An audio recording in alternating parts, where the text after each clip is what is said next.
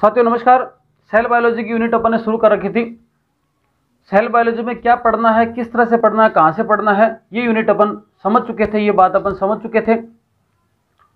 तीसरी यूनिट है cell biology, और उस सेल बायोलॉजी का जो दूसरा वीडियो है वो आज अपन शुरू कर रहे हैं।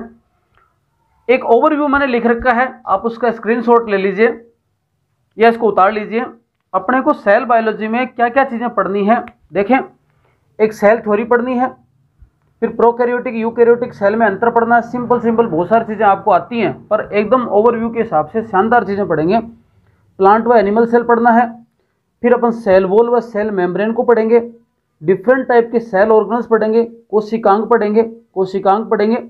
उसके बाद क्रोमोसोम की संरचना, उसके प्रकार और उसमें क्या परिवर्तन से क्या क्या समस्या आती हैं, एवेरेशंस पढ़ेंगे। बायोमोलिक्यूल पढ़ेंगे, बायोमोलिक्यूल में प्रोटीन आ जाएगा, लिपिड आ जाएगा, कार्बोहाइड्रेट आ जाएगा, और फिर न्यूक्लिक एसिड का मतलब डीएनए और आरएनए, दो चीज़ें अपन पढ़ेंगे। एंजाइम का प्रकार, उसके गुणधर्म और उसकी क्रियाविधि कैसे एक्शन करता है, ये सब चीज़ें पढ़ेंगे। और अंत में अपन सेल साइकिल और सेल डिवीजन, ऐसे करके टोटल 10 पॉइंटों के अंतर्गत अपने को ये काम कंप्लीट करना है। ज़्यादा 15 वीडियो इसके अंदर बनेंगे, ज़्यादा वीडियो नहीं बनने वाले हैं। और छोटी छोटी चीज़ों पर, छोटे छोटे टॉपिकों पर ज़्यादा वीडियो इसके अंदर बनेंगे, डिटेल में वीडियो कम बनेंगे। शुरुआत करते हैं सेल बायोलॉजी की। देखो, सेल बायोलॉजी कोशिका विज्ञान। सेल बायोलॉजी से संबंधित अपन एक शब्द और काम में लेते हैं, जिसका मतलब है साइटोलॉजी। साइटोलॉजी शब्द का पहले उपयोग किया जाता था। साइटोलॉजी का सीधा सीधा मीनिंग है कि स्टडी ऑफ सेल स्ट्रक्चर।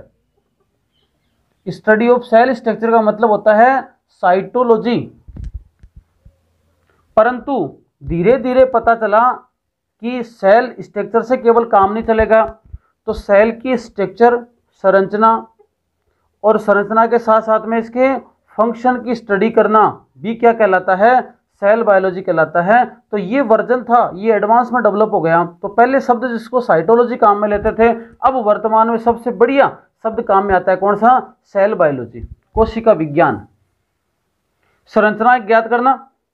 अब संरचना ज्ञात करते हैं तो ऐसा मान के चलिए कि संरचना में बहुत सारे मॉलिक्यूल्स भी आते हैं, तो ऐसा मान के चलिए अपन बायोमोलिक्यूल है उसकी स्टडी भी करते हैं, और बायोमोलिक्यूल की स्टडी करते हैं तो ऐसा मान लिया कि सेल है, उसकी बायोकेमिस्ट्री भी अपने को पता हो रही है, सेल की बायोकेमिस्ट्री भी अपन ज्ञात कर रहे हैं। फंक्शन की बात कर रहे हैं, इसका मतलब सेल फंक्शन की बात हो रही है, तो इसका मतलब सेल की कार्य की हो रही है। कार्य की का मतलब अपन फिजियोलॉजी हो गए, तो फिजियोलॉजी प्लांट की भी हो सकती है, एनिमल की हो सकती है। इसका मतलब अपन सेल की फिजियोलॉजी का भी ज्ञात जो है अध्ययन कर रहे हैं। और फिर सेल ही ऐसी यूनिट है जो एक पीढ़ी से दूसरी पीढ़ी में ट्रांसफर होती है, तो ऐसा देखा जाए तो आनुवांशिक गुणों को लेके जाती है। तो ऐसा कह सकते हैं अपन जेनेटिक्स की स्टडी करते हैं, उसमें भी सेल मुख्यतः इंपॉर्टेंट है। तो इन तीनों चारों ब्रांचों से मिलकर जो अध्ययन किया जाता है वो सेल बायोलॉजी के अंतर्गत आ जाता है। मेन है सेल की संरचना और उसके फंक्शन का अध्ययन करना। सेल सेला शब्द से बना है, जिसका अर्थ होता है खोखला। आज के इस वीडियो में अपन किसकी बात करेंगे, अपन एक टॉपिक पढ़ने वाले हैं, और टॉपिक का नाम है क्या, सेल थ्योरी। आप हेडिंग डाल दीजिए जैसा आपको थंबनेल में नजर आ रहा है। आज अपन पढ़ेंगे सेल थ्योरी, और सेल थ्योरी का मतलब कोशिका सिद्धांत। एक एक करके इनकी बहुत सारी बातें देखते हैं, ज़्यादा कोई डिटेल में नहीं है, केवल एकदम सिंपल सी बातें हैं, ज़्यादा कोई समझने वाली बात नहीं है, सिंपल सी बातें हैं। पर सिंपल ही बातें कई बार गड़बड़ कर जाती हैं एग्जाम में, तो आपको डिटेल से पढ़ाऊंगा मैं। सेल थ्योरी, कोशिका सिद्धांत। देखिए, सेल की जब बात आती है तो सबसे पहले सेल थ्योरी, कोशिका सिद्धांत ही आता है। दो वैज्ञानिकों के नाम आपके दिमाग में आते हैं, जर्मनी के थे दोनों ही। जर्मनी का एक वैज्ञानिक था जिसका नाम था, ये ऐसे कैसे नाम याद रखना है आपको, मैथियास स्लाइडेन। ये नाम अपन ने देख लिए हैं जब अपन ने वैज्ञानिकों के नाम याद किए हैं। और इन्होंने एक सिद्धांत दिया था 1838 में, और उसके बाद में एक आया था वैज्ञानिक, कौन सा, थियोडोर स्वान। स्वान एक जंतु का नाम भी होता है, इसलिए अपन क्या कर सकते हैं, स्वान के हिसाब से याद रख सकते हो कि ये तो जंतु वैज्ञानिक था, ये भी जर्मनी का था, ये भी जर्मनी का था। ये वनस्पति विज्ञान के प्रोफेसर या वैज्ञानिक थे, और ये क्या थे, जंतु वैज्ञानिक थे। ये वनस्पति वैज्ञानिक थे, ये जंतु वैज्ञानिक थे। इन्होंने 1838 में और इन्होंने 1839 में 2 बातें बताई। क्या बात बताई देखो, स्लाइडेन ने क्या बताया, स्लाइडेन ने ये बताया कि जो पादप होते हैं, समझना बात को, जो पादप होते हैं उनका उत्तक जो बना होता है, उत्तकों का निर्माण, पादप की संरचना में उत्तकों का निर्माण सेल से होता है। मतलब प्लांट के अंदर उत्तक किससे बने होते हैं? सेल से बने होते हैं। ये बात 1838 में स्लाइडेन ने बताई। ठीक है जी। उसके बाद स्वान है, इसने क्या बताया? 2 बातें देखी। एक तो ये देखा कि जो जंतु कोशिका है ना, जंतु कोशिका के बाहर, जंतु कोशिका के बाहर एक झिल्ली होती है, और झिल्ली का जो नाम है वो क्या पाई जाती है? बाहर एक झिल्ली पाई जाती है, प्लाज्मा मेम्ब्रेन पाई जाती है, जीवद्रव्य झिल्ली होती है। ठीक है, ये प्लाज्मा मेम्ब्रेन नाभिक जंतु कोशिका के बाहर पाई जाती है। और उसके बाद में इन्होंने अध्ययन किया 1838 वाली इसकी बात का कि उत्तकों का निर्माण सेल से होता है। और इन्होंने भी एक बात कही, क्या कही? कि जैसा पादपों का संगठन होता है वैसा ही जंतुओं का संगठन होता है। तो पादपों व जंतुओं का आंतरिक संगठन, आंतरिक संगठन क्या होता है? समान होता है।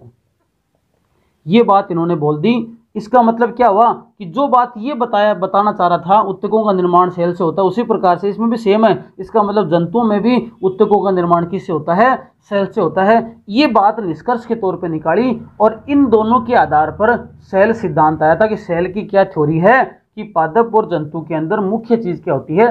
सेल्स होती है। लेकिन 1838 और 39 में ये वैज्ञानिक ये नहीं बता पाए कि सेल आखिर बनी कैसे हैं। तो सेल बनी कैसे हैं, इसके लिए फिर थोड़े समय के लिए और इंतजार करना पड़ा।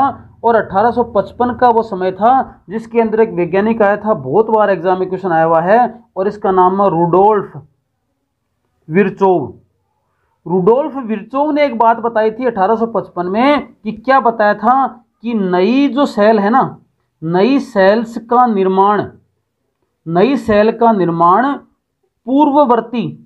पूर्ववर्ती सेल से ही होता है, सेल्स से ही होता है। या ऐसा कह सकते हैं कि न्यू सेल, नई cell, new cell arise from क्या? Existing cell. मतलब कोई भी नई सेल बनती है वो पूर्ववर्ती सेल है उससे ही तैयार होती है, एग्जिस्टिंग सेल है उससे ही बनती है। और इस सिद्धांत का एक रूल और आ गया था, इसको कहा था ओमनिस सेलुला ई सेलुला। मतलब कोई सेल बनती है वो पहले वाले सेल से ही बनती है। और ये सिद्धांत दिया गया था किसके द्वारा? रुडोल्फ विर्चोव के द्वारा। ये कई बार कई एग्जाम में क्वेश्चन आया हुआ है, और आपको शायद याद भी होगा। एग्जाम में आने के हिसाब से इसका नाम याद रखना और सन याद रखना। तो अभी तक आपने क्या पढ़ा? 1838 में सिद्धांत दिया था स्लाइडेन ने, वनस्पति वैज्ञानिक थे। स्वान ने बताया था 1839 में। स्लाइडेन ने बताया था कि उत्तक का निर्माण सेल से होता है। और स्वान ने क्या बताया? कि कोशिका के बाहर एक झिल्ली होती है, और पादप और जंतुओं का आंतरिक संगठन समान होता है। लेकिन ये नहीं बता पाए, क्या नहीं बता पाए? कि सेल आखिर होती कहाँ है, कैसे बनती है। तो रुडोल्फ विर्चोव नाम के वैज्ञानिक ने बताया कि नई सेल का निर्माण हमेशा से पहले वाली सेल से ही होता है। ठीक है, आगे बढ़ते हैं। इस प्रकार से जब विर्चोव ने बात बता दी, तो विर्चोव के बात के बताने के बाद में सेल थ्योरी का कोई नया रूप आ गया। और सेल थ्योरी का जो नया रूप है वो 2 वैज्ञानिकों ने मिलकर बताया। एक का नाम है विर्चोव और दूसरे का नाम क्या है? नेगेली। तो विर्चोव और नेगेली ने क्या दे दिया? सेल थ्योरी का नया रूप दे दिया। तो अपन कह सकते हैं कि जो सेल थ्योरी है उसका नया रूप आया। और ये समझने वाली बात है, नया रूप उसके अनुसार क्या बात हो गई? देखो, सेल के बारे में बता दिया था, सेल के बारे में कैसे क्या निर्माण हो रहा है, संरचनाओं के बारे में थोड़ा सा बता दिया। किसने? स्लाइडेन और स्वान ने। लेकिन उसके बाद में उसका विस्तृत रूप कि नई सेल आती कहाँ से हैं, विर्चोव ने बताया। विर्चोव नेगेली ने मिलकर सेल थ्योरी का नया रूप दिया था। और नया रूप के अनुसार पहली बात क्या है?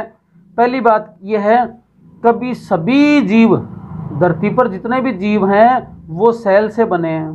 पहली बात है भाई, सेल से ही बने, और कोई तरीका ही नहीं है जीवों के बढ़ने का। दूसरे नंबर पर क्या बात बताई, दूसरे नंबर पर बात बताई कि नई सेल है उस कहाँ से बनी है। अब नई सेल कहाँ से बनी है, पूर्ववर्ती सेल से, एग्जिस्टिंग सेल से बनी है।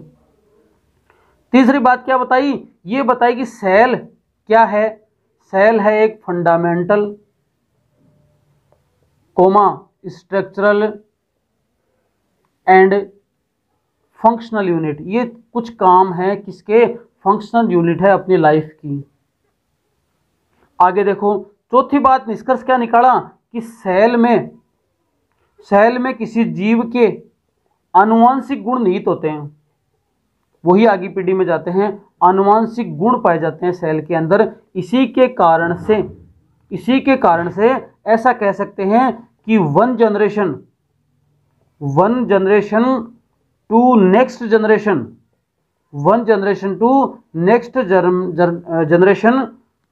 कंटिन्यूटी सेल से ही होता है, सेल से ही होता है। मतलब ऐसा कह सकते हैं कि जो सतत निरंतरता नाम जो आता है, कंटिन्यूटी, रेगुलर, जो निरंतरता बनी रहती है वो किसके कारण से बनी रहती है, वो सेल्स के कारण ही बनी रहती है। इसलिए उसको ये भी कह सकते हैं यूनिट ऑफ हेरिडिटी, वंशागति की यूनिट है ये एक तरीके से देखा जाए तो। कौन, सेल। साधारण से बात क्या गई, विर्चोव नेगेली ने सेल थ्योरी का नया रूप दिया। नए रूप के अनुसार क्या बताया कि सभी जीव सेल से बने होते हैं। नई सेल कहाँ से आती है, पहले वाली सेल से। सेल फंडामेंटल स्ट्रक्चरल और फंक्शनल यूनिट है। सेल में जीव के आनुवांशिक गुण पाए जाते हैं और एक पीढ़ी से दूसरी पीढ़ी में कोई कंटिन्यूटी बनी रहती है, निरंतरता बनी रहती है। उसको किसके द्वारा होता है, ये सेल्स के द्वारा ही होता है, निरंतरता का बना रहना। और ये बात विर्चोव नेगेली ने बता दी थी और इस आधार पर सेल थ्योरी का नया रूप आ गया। कुछ अपवाद देखने को मिलते हैं जो सेल थ्योरी को नहीं मानते, जैसे मान लो प्रोटोजोआ के सदस्य सेलुलर नहीं होते, ए सेलुलर होते हैं। एक नंबर बात, ये अपन ने पढ़ लिया था प्रोटोजोआ वाली क्लास में। दूसरे बात, प्रोकैरियोटिक की बात करें, प्रोकैरियोट्स है, उनमें वेल डेवलप क्या नहीं पाया जाता, न्यूक्लियस नहीं पाया जाता। जबकि हेरिडिटी के अनुसार न्यूक्लियस डेवलपर होगा तभी वो आगे कैरेक्टर ट्रांसफर होते हैं, तो ये वेल डेवलप न्यूक्लियस नहीं पाया जाता। और तीसरा अपवाद क्या है, तीसरा अपवाद है इसका वायरस को अपवाद कैसे मानते हैं, देखो वायरस के अंदर फ्री डिवीजन नहीं होता, अपने आप डिवीजन नहीं कर सकता वायरस, किसी न किसी दूसरे का सहारा चाहिए। तो अपने आप डिवीजन नहीं कर सकता, इसका मतलब उसकी सेल ग्रोथ कर ही नहीं सकती अगर किसी का सहारा नहीं मिले। ये बात सिद्धांत के खिलाफ है, किसके, कोशिका सिद्धांत के। एक, वायरस के अंदर मेम्ब्रेन, साइटोप्लाज्म और एंजाइम है, ये सारे एब्सेंट होते हैं। इसका मतलब सेल की स्ट्रक्चर गड़बड़ हो रही है ना, सेल की संरचना प्रभावित हो रही है। तीसरे नंबर की बात कि वायरस के अंदर living and non living material है, वो भी क्या होता है, एब्सेंट होता है, तीसरे नंबर की बात। और चौथे नंबर की बात देखो ये आ रही है कि वायरस के अंदर आरएनए, ये समझने वाला मैटर है, आरएनए या डीएनए और आरएनए दोनों प्रकार के ये हैं आनुवांशिक पदार्थ पाए जाते हैं। लेकिन इनमें याद रखने वाली बात है, इस सभी बातों में एक याद रखने वाली बात है कि केंद्रक है ना, केंद्रक में, वायरस के केंद्रक में केवल क्या होगा, एक ही होगा, क्या, या तो डीएनए होगा या क्या होगा, आरएनए। और वायरस के जो केंद्रक में एक ही होगा और वायरस का जो बाकी भाग हो गया, या मान कह सकते हैं कि वायरस की जो सेल है ना उसमें डीएनए और आरएनए दोनों प्रकार के ये न्यूक्लिक एसिड हो सकते हैं। एंड लगा दो यहाँ पर, डीएनए एंड आरएनए। सिंपल सी बात है, यही सेल थ्योरी में याद रखनी है, इसके अलावा आपको कुछ नहीं याद रखना। सीधी सी बात मैं आपको रिपीट कर देता हूं 2 मिनट के अंदर। सेल थ्योरी, 2 वैज्ञानिकों के नाम याद रखना, एक वनस्पति वैज्ञानिक है स्लाइडेन है और एक जंतु वैज्ञानिक है स्वान है। दोनों जर्मनी के हैं। 1838 और 1939 की बात करेंगे। स्लाइडेन ने बताया कि उत्तकों का निर्माण कोशिकाओं से होता है और स्वान ने क्या बताया कि जंतु और पादपों की आंतरिक संरचना का संगठन एक समान होता है। लेकिन ये नहीं बता पाए कि नई सेल आती कहां से है। ये बात बताई विर्चोव ने 1855 में, जिसने ये कहा कि नई सेल का निर्माण पूर्ववर्ती सेल से ही होता है। इस प्रकार सेल थ्योरी का नया रूप आ गया विर्चोव नेगेली के द्वारा। सभी जीव सेल से बने होते हैं, नई सेल पूर्ववर्ती सेल से बनती है। Cell fundamental structural function unit होती है। सेल में ऑर्गेनिज्म के आनुवंशिक गुण पाए जाते हैं और एक पीढ़ी से दूसरी पीढ़ी में ट्रांसफर करने के लिए कौन यूनिट ऑफ हेरिडिटी कौन है, सेल है। ये सब बात आ गई थी और उसके बाद में कुछ है अपवाद हैं वो आपने याद कर लिए थे। इतना ही है कि इसमें सेल थ्योरी के अंदर ज्यादा कोई क्वेश्चन यहां से बनता नहीं है, ना ज्यादा पढ़ने की आवश्यकता ही है। इस वीडियो के लिए इतना ही, धन्यवाद।